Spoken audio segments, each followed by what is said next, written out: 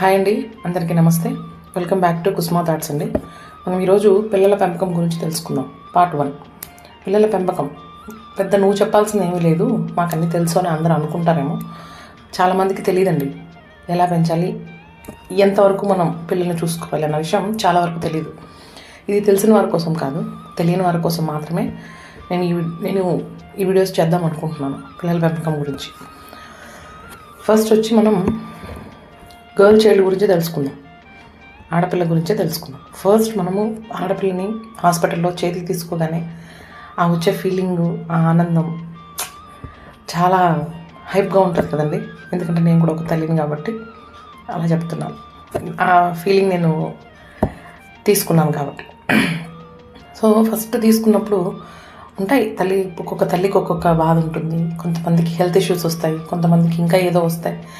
అయినా కూడా బిడ్డని చేతికి తీసుకున్న తర్వాత ఖచ్చితంగా మనసుకు హత్తుకొని నవ్వుతూ తీసుకోండి.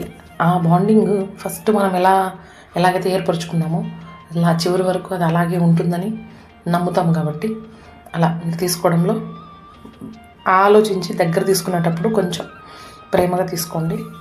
కొంతమంది అలా ఇవ్వరు హాస్పిటల్స్లో, కొన్ని చోట్ల ఇస్తారు.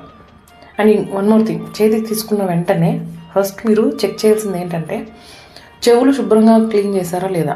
చెవి లోపల, చెవి వెనకాల ఆ డస్ట్ ఉంటుంది కదా బాడీ మీద పిల్లలకి, అది చెవు లోపల కూడా ఉంటుందండి. ఒక్కోసారి క్లీన్ చేయరు వాళ్ళు, జస్ట్ పై మాత్రమే ఇలా నీళ్ళు వేసి కడిగిచ్చేస్తారు. దానివల్ల పిల్లలకి లోపల అలాగే ఉండిపోతుంది. అలాగని ఇయర్ బడ్స్ పెట్టకూడదు పిల్లలు, ఫస్ట్ పుట్టిన పిల్లలు. వాళ్ళు నర్సు క్లీన్ చేసేటప్పుడే వాళ్ళు స్పెసిఫిక్గా కాటన్తో క్లీన్ చేస్తారు చేయి పెట్టి. కొంతమంది చేస్తారండి సీరియస్గా, కొంతమంది చెయ్యని వాళ్ళే చాలామంది ఉంటారు. పాపం అప్పుడు ఉన్న వాళ్ళు స్ట్రెస్, దీంట్లో అలసటలో తల్లి అవన్నీ చూసుకోదు.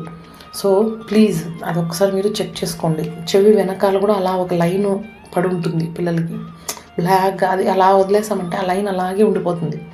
అది ఒకసారి చెక్ చేసుకోవాలి. సెకండ్ థింగ్ వచ్చేసి హెయిర్ వచ్చి పిల్లలకి, ఆడపిల్లలకి కొన్ని ఎక్కువ ఉంటాయి, కొంతమంది పిల్లలకి తక్కువ హెయిర్ ఉంటుంది. సో అలాంటప్పుడు ఆ హెయిర్ వాష్ కూడా కరెక్ట్గా ఉందో లేదో చూసుకొని, ఆ ప్యాచ్లు అయిపోతాయి అక్కడక్కడ తెల్లగా పిల్లలకి, బికాస్ ఆఫ్ వాళ్ళకి సరిగ్గా క్లీన్ చేయకపోవడం వల్లనే.